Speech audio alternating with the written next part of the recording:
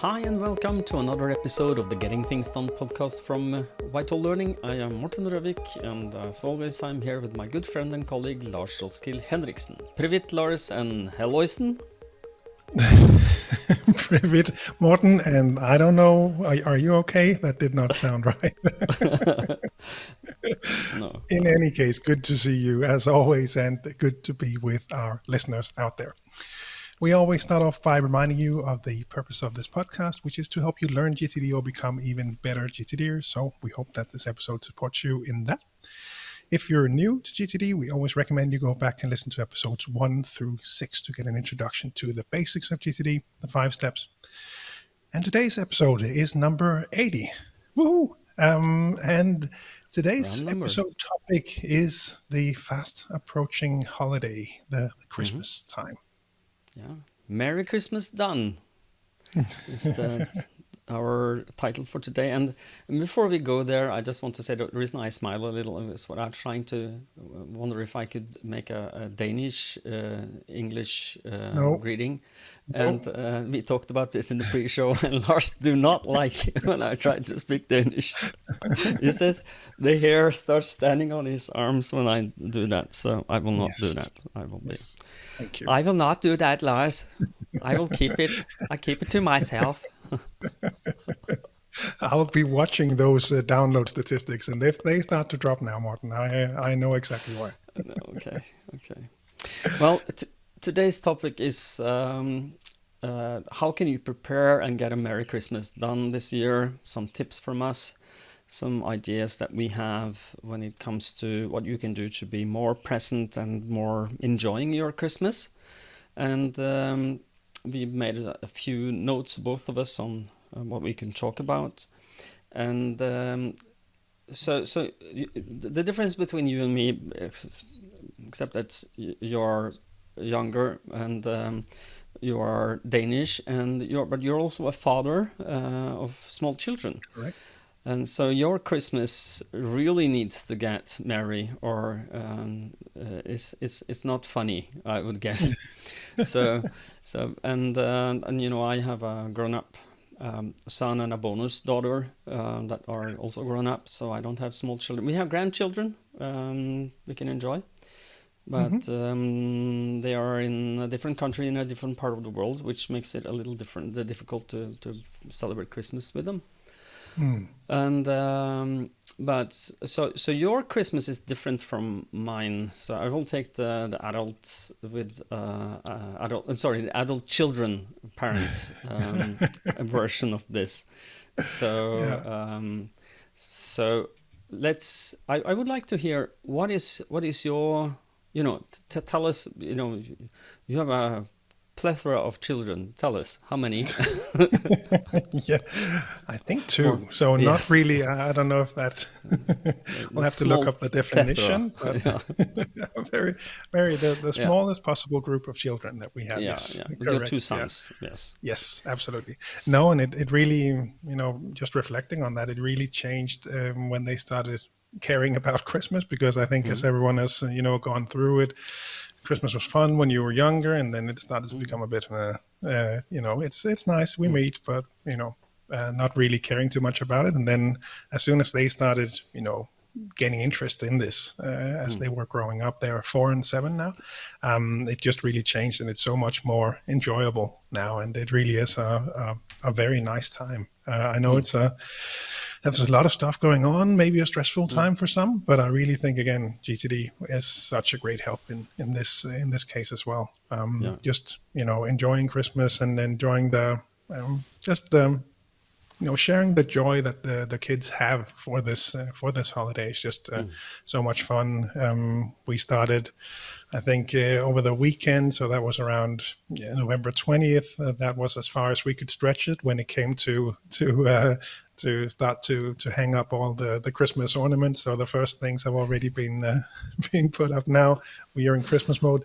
We had a bit of snow in Denmark, and you know, I have to tell you, my wife, she loves Christmas, and she starts early as well. So you're not alone. Yeah, and then we had a bit of snow, and I don't know who likes the snow more, whether it's my wife or the kids, but they were also excited and outside the whole time playing in the tiny bit of snow that we got. So Christmas is fast approaching at our house, definitely. Yes. Yes. I have a hypothesis about Christmas is that the level of stress that you feel going towards Christmas is equal to the level of unpreparedness. Which means that if you look at reverse engineering, that is that if you prepare for Christmas good, you will not have stress in Christmas because you get to do what you need to get done. And I think that is my thinking about this is also that I remember before, if I didn't prepare for Christmas, it kind of, we have a saying in Norwegian, it came like Christmas Eve on the wife. It's I don't know, don't ask me why. It kom som julekvelden på kjerringa. And but it is surprising to a lot of people that Christmas is actually coming. Oh, is it Christmas already? Yes. Duh. It is. Look at the calendar, dude. Yeah. Or do that.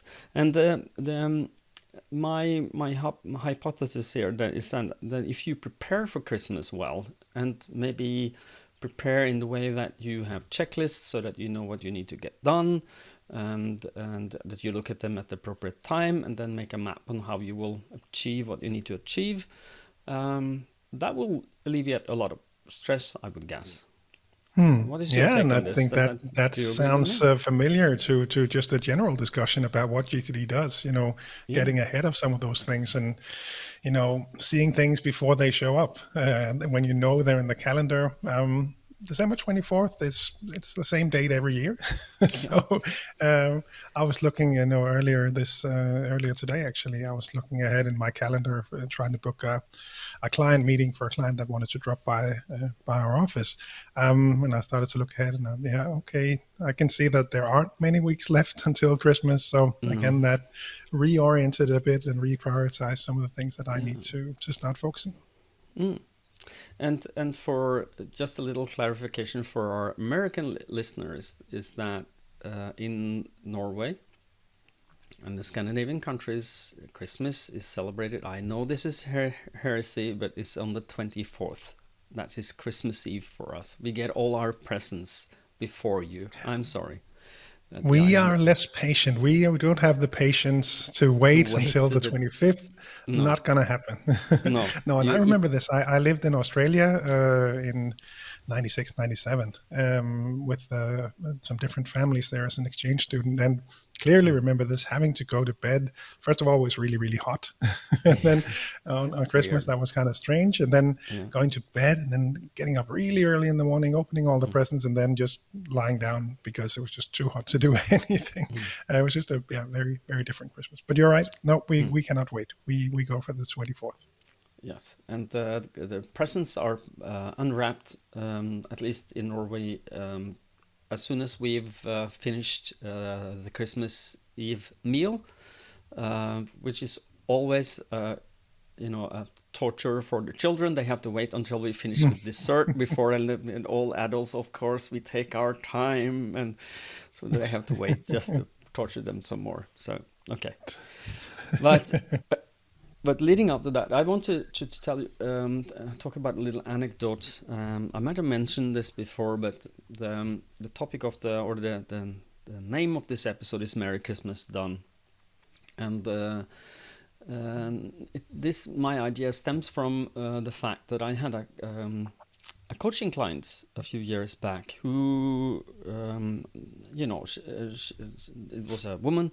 She had a family, and the family demanded every year that she should, that it was like unspoken demand, but she needed to make all the food ready, and, her sister came, children came, all the husbands came, and she had to, she was, her Christmas was being sweaty in the kitchen and preparing for all the meals that they have to make, and all the presents was her responsibility. And I talked to her about, okay, so how can you make your Christmas merry?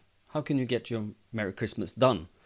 And it ended up with actually that she tried to figure out, well, how can I be happy in the Christmas? How can I feel good about Christmas? And what they did? They left the country, stayed at a hotel on Christmas Eve, and took their families with them. So that was, a Merry Christmas done. They were in a hotel, in a warm place where the children could swim in the swimming pool. They took, of course, all the presents with them, so the children were happy, and it was a very different Christmas. For her, it was the best Christmas ever.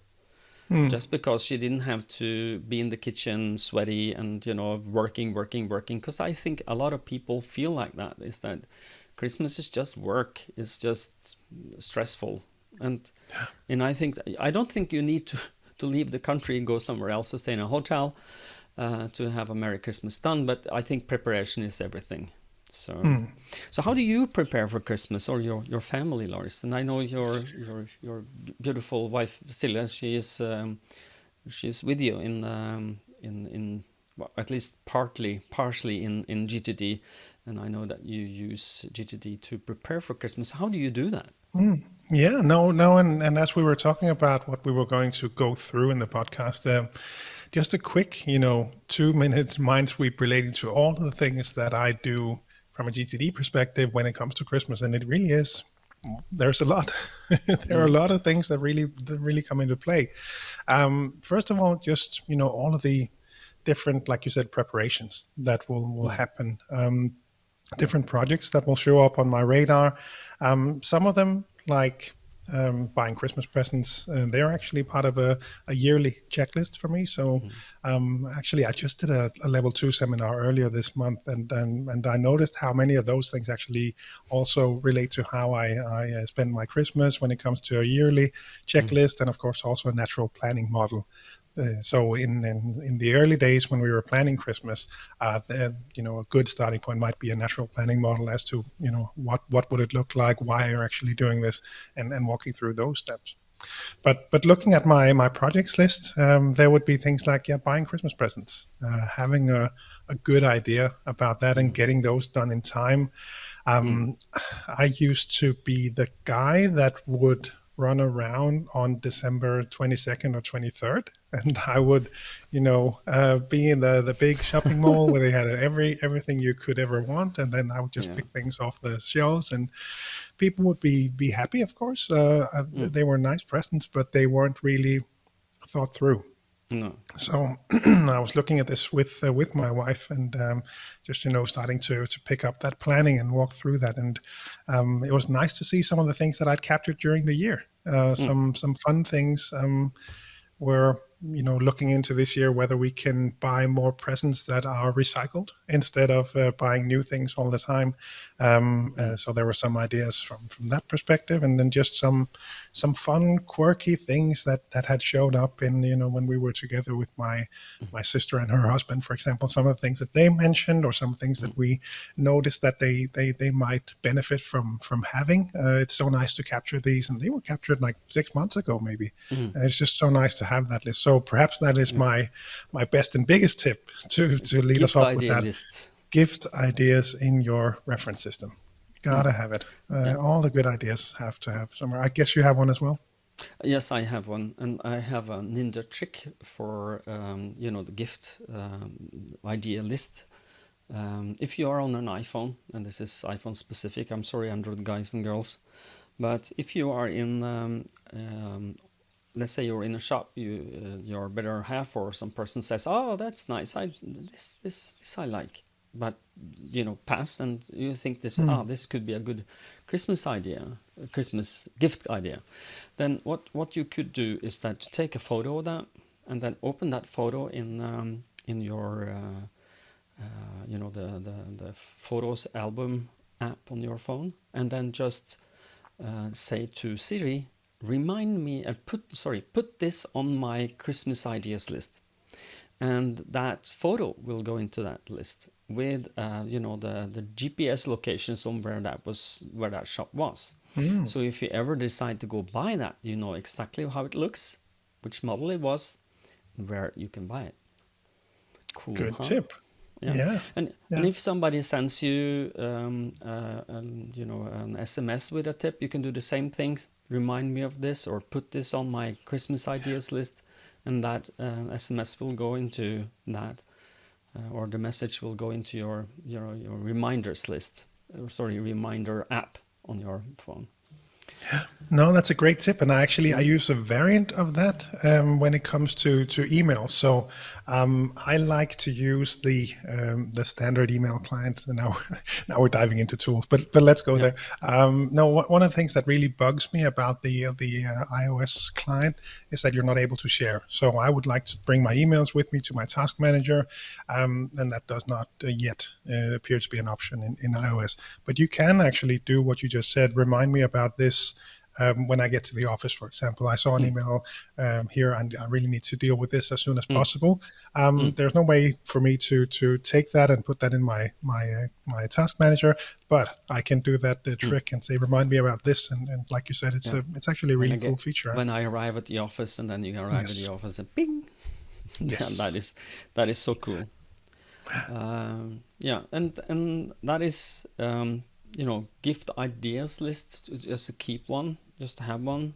I find that having it on my phone is a good idea, and to be able to either attach when this idea occurs, or when you want, either with a picture or just write down.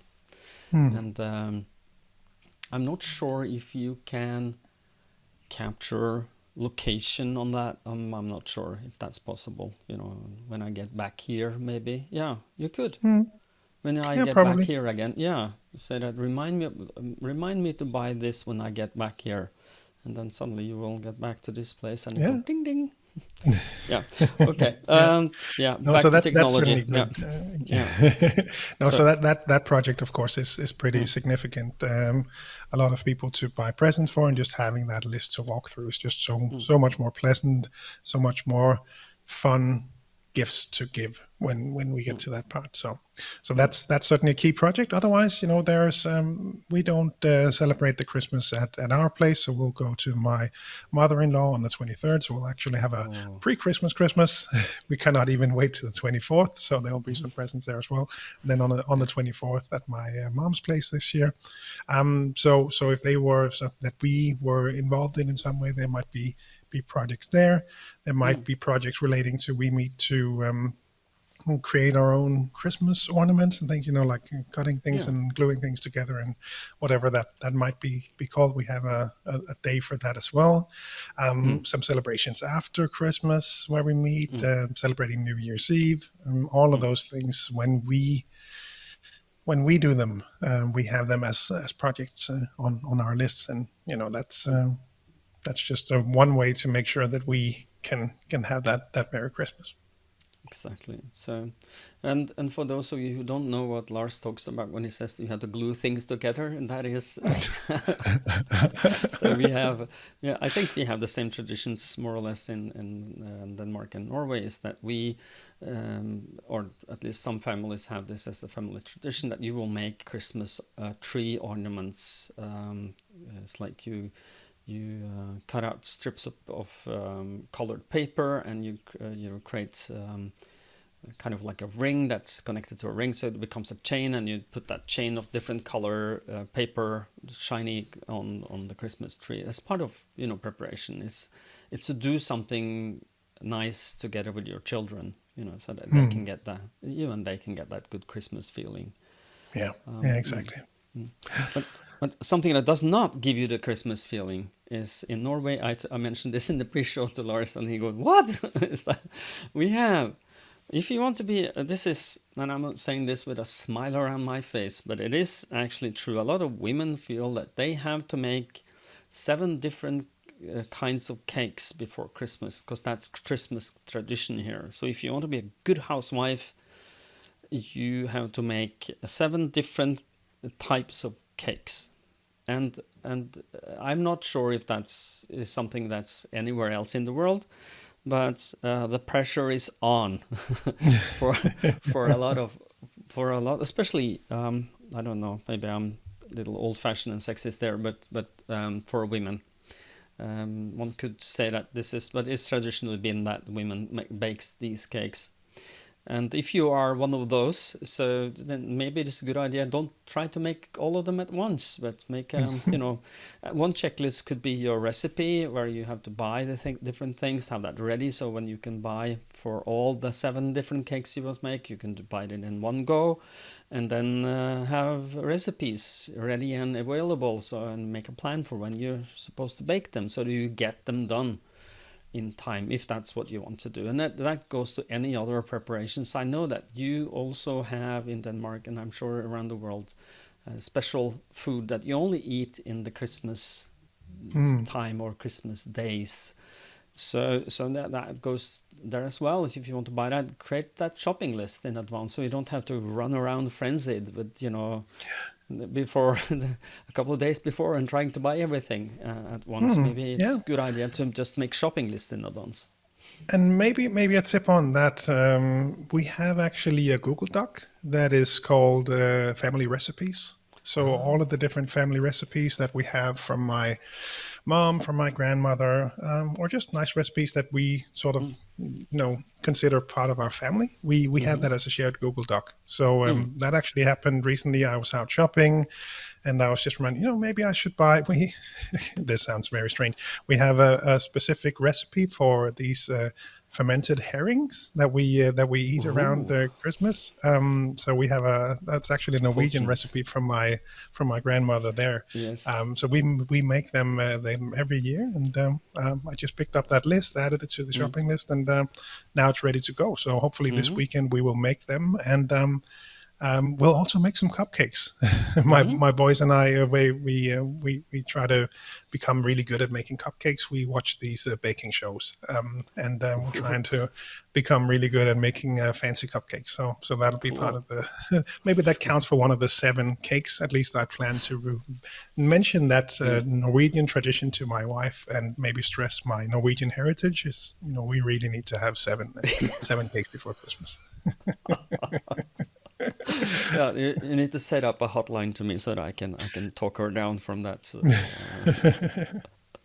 So one of the things that I thought we could mention is that one of the things that, like, the 7 different kinds of cakes and the expectations we have for what is a Merry Christmas done, that's very individual. I'm sure that your wife has a set of expectations, you have a set of expectations, and the family has a set of expectations on what is a Merry Christmas done, and to make sure there's alignment between those, or at least having a discussion whether we want to have alignment between that or celebrate Christmas without each other, which is my I'm sure the listeners has found out, but I've talked about this many times. My wife is French with Turkish heritage, and her idea of Christmas is totally different than mine. So and she's never heard about these 7 different kinds of cakes, and I never tried to enforce that on her. But one of the things that I've been trying to do with her is that we use the natural planning model in getting things done to avoid crucial conversations. Ooh. Oh, did you see the segue I just did there? I noticed. Well done. Yeah. But and this is just a segue for people to also just briefly mention what is a crucial conversation. That is actually a course that we are now carrying. The new set of courses that we got from Crucial Learning is one of them is Crucial Conversations for Mastering Dialogue, and in this they talk about what is a crucial conversation. And crucial conversation is it's opposite opinions, high emotions, and what do you call it? Opposite. Now I translated it into Norwegian. Motstridende meninger. What is this in English? Yeah, opposing views, maybe. Yeah, opposing views. Okay, so no, it's a high risk conversations. So high risk, different opinions, and high emotions. If you have that, you will have a crucial conversations, and to avoid that is of course to avoid having that conversation at all. by using the natural planning model and asking, what is the purpose of celebrating Christmas together? What do we want to achieve? Why do we want to achieve this? What is important for us? And to map the purpose of celebrating Christmas. And if you can get a common understanding on that, then it's a lot easier to move into planning together. Understand and what is our framework? Do we need to have all the 7 different kinds of cakes, so maybe we can just make one, or how many presents should we buy, and at what price, and what is your expectations for what I need to buy for you, and what is my expectations for what you should buy for me, and to have that kind of conversations in advance will make more of a Merry Christmas done, I think. I don't know. What do you think, Lars? No, absolutely. Getting ahead of those with the natural planning model. And again, my agenda list around Christmas for my wife is pretty important to go through as usual, but maybe even more important in those days. Mm. But you've been married for a few years, and you've been having your children is not newborn, but they are getting boys are getting older, 4 and 7 you mentioned, and so you have some experience of celebrating Christmas together. But I'm thinking a lot of, or maybe some of our listeners has never had a Christmas with their spouse or better half, and that for them, the natural planning model might be something you could look into. And we have an episode on that, and I'm sure that Lars will now take a note to make sure that the show notes have a link to that episode, at least. We've referenced that so many times, so I already know it's episode 10. So you can go back and find episode 10. That's the natural planning model. Episode 10, go there if you're interested in natural planning model, to avoid the crucial conversations, as a measure not having them. But if you have them, then have a look at the new offerings that we are going to bring to the Nordic region now by vitallearning.eu. That might be the best place to go. Yes. Okay. I'll leave it to you. What's next? No, I think just reflecting on Christmas and then looking at the schedule. There are just so many things going on. In Denmark, we also have a pretty significant tradition to meet up with friends or business networks to eat together and enjoy. So the weekends are busier than normal. And I think just so many ad hoc things that show up that, we are going today to a Christmas celebration at the school. Tomorrow we're going to a Christmas celebration at the kindergarten. There are, they will buy some presents for some of their friends. There's just so many planning tasks and ad hoc tasks that just show up, both ad hoc, but also just planning that maybe there should be some presents during December, or maybe there'll be some, I don't know what we would call that in English, but sometimes we have is it an elf? Maybe, I don't know what you call a nisse in English. It's one of Santa's helpers, maybe. Let's call it that. Who is will drop by our house. Yeah, perhaps. But this figure will drop by. Nisse. Just call him Nisse. Nisse. His name is. Yeah. We'll introduce the concept of Nisse to the world with this podcast.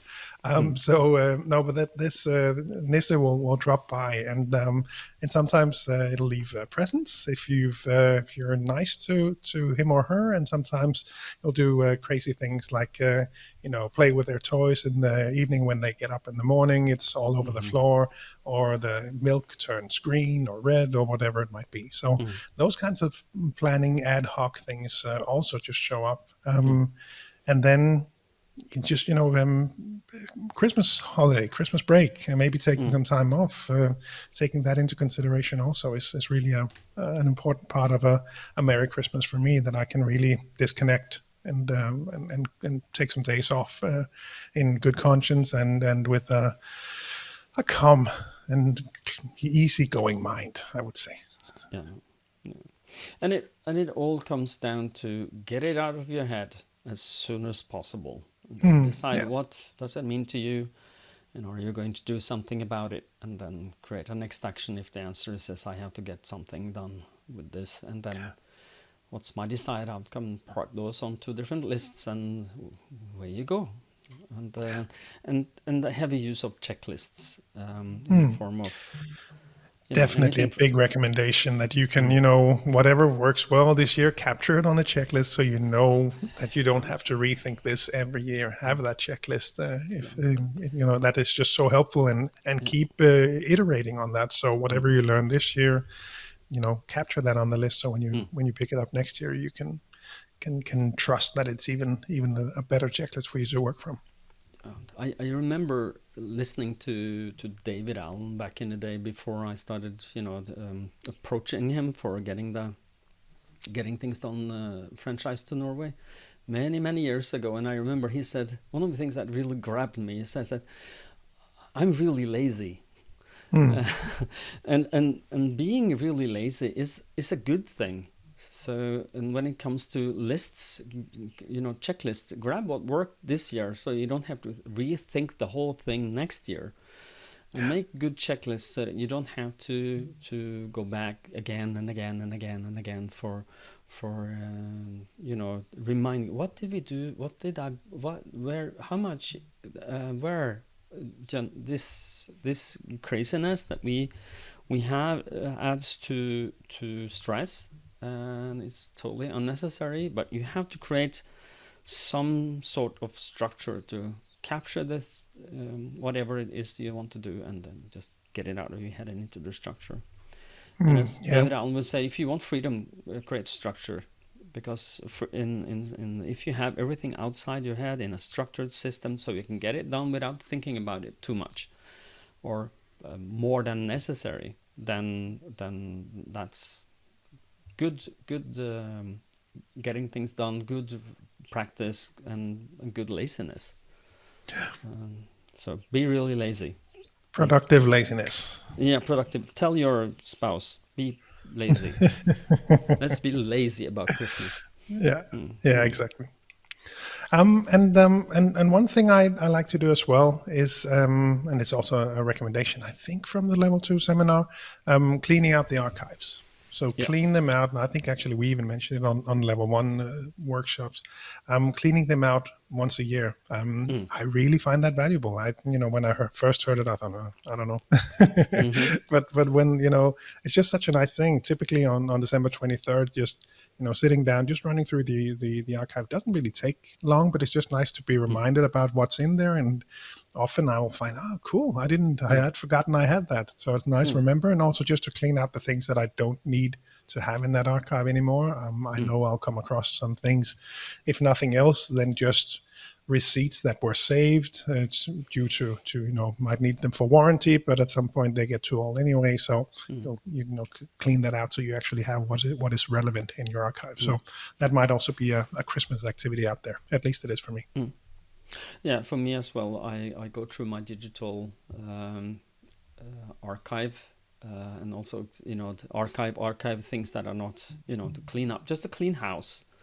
It's like cleaning the drawer if it's getting a little messy, and you make sure that the old crap doesn't stay there. Just move it out.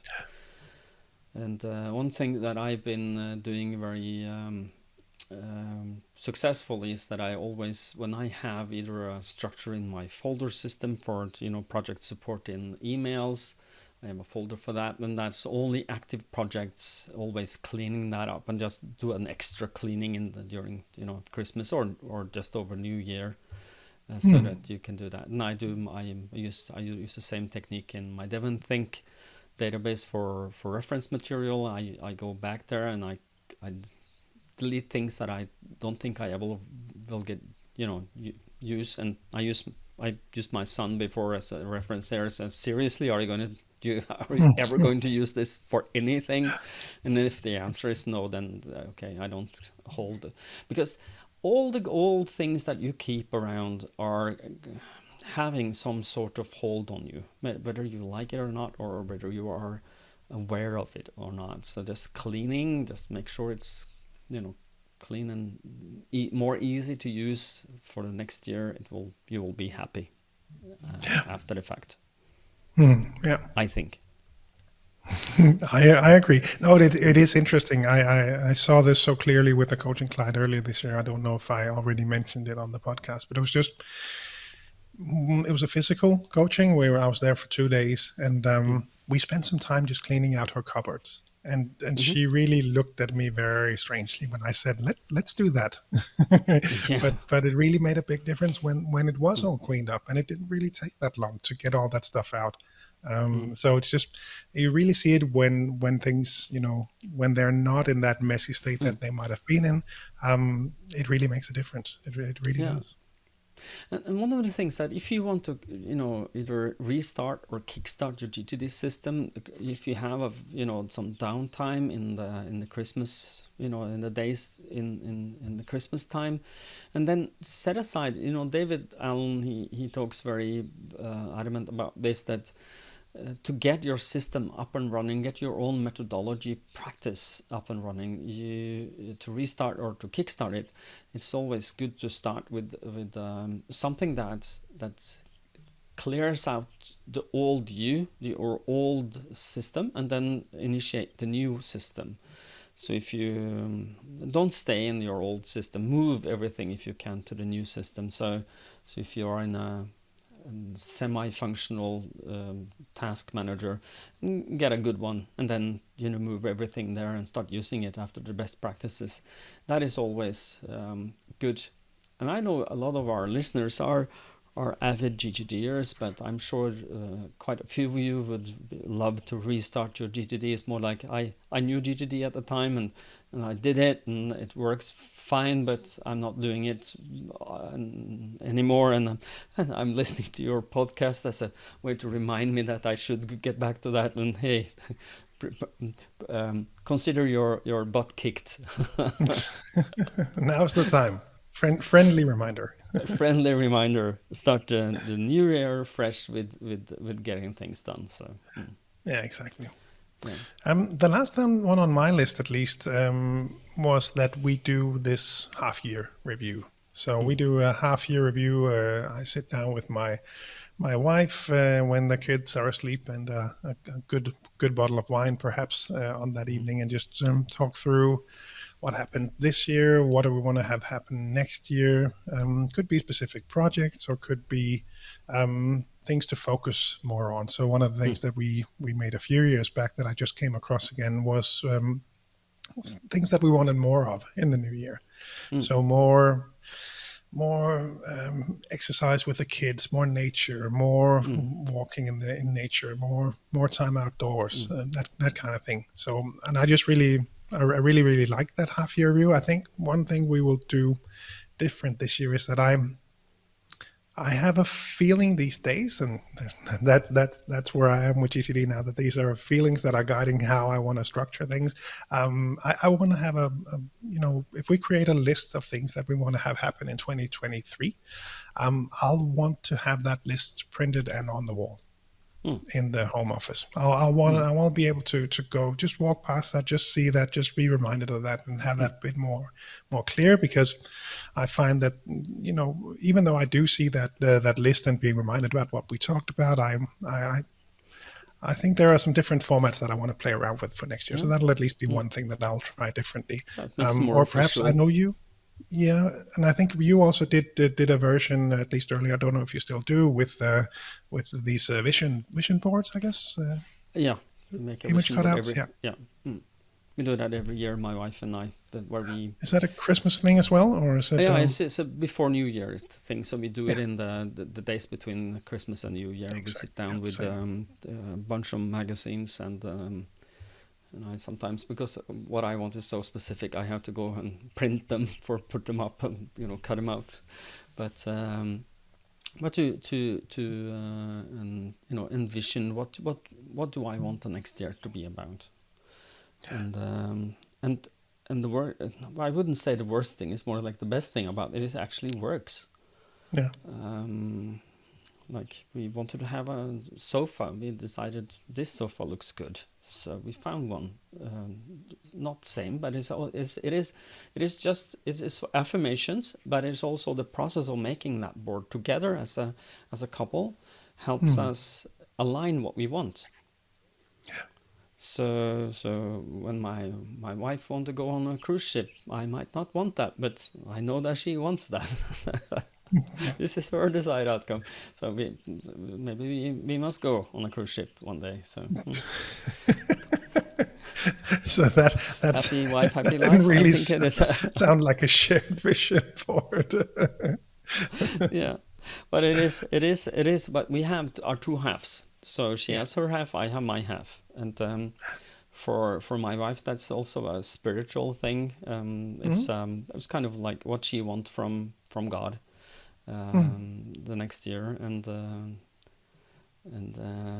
for me, it's more. I'm not that spiritual as her, so it's more like me. I'm looking what do I want out of the year to come, and how can we create that and make it happen.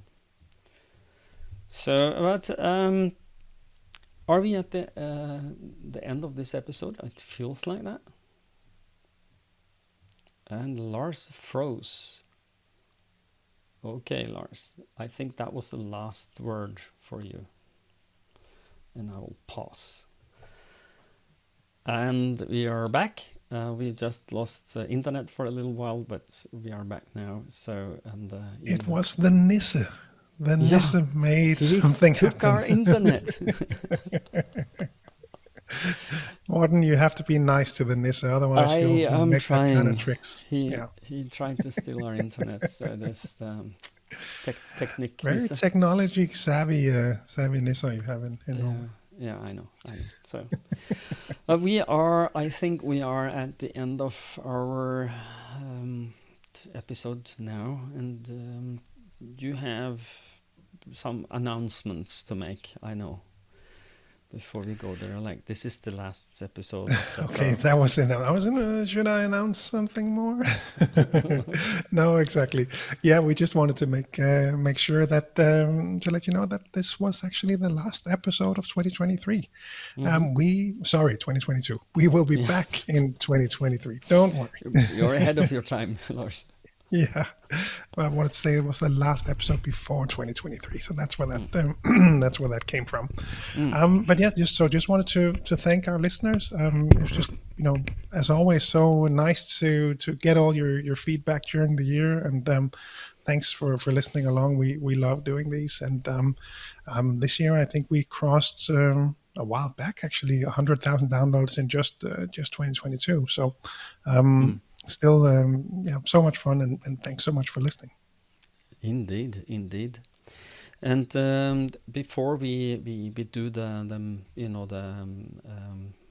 normal Lars takes us out, I just want to show you this for those of you who are on YouTube.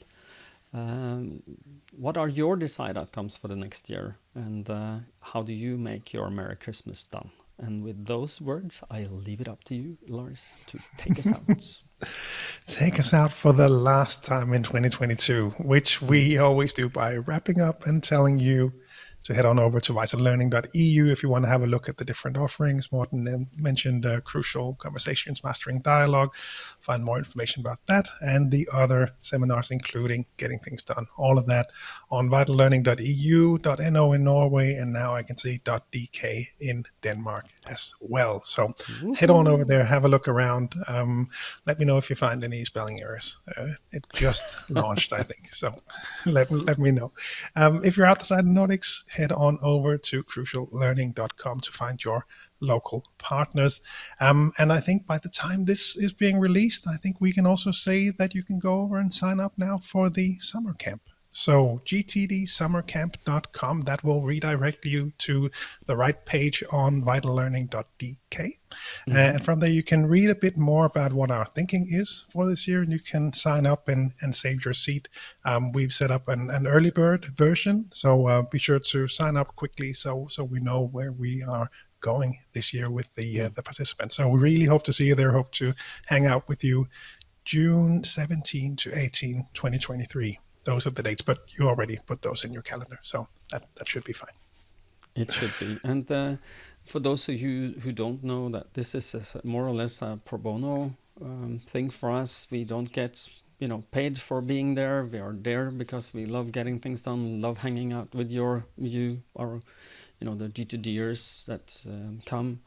And it is very affordable, and it's a beautiful place, beautiful nature in Denmark. You should come and hang out. Beautiful people, the nicest people in the the world. nicest people in the world are GTDers, we say. So very welcome you are. So.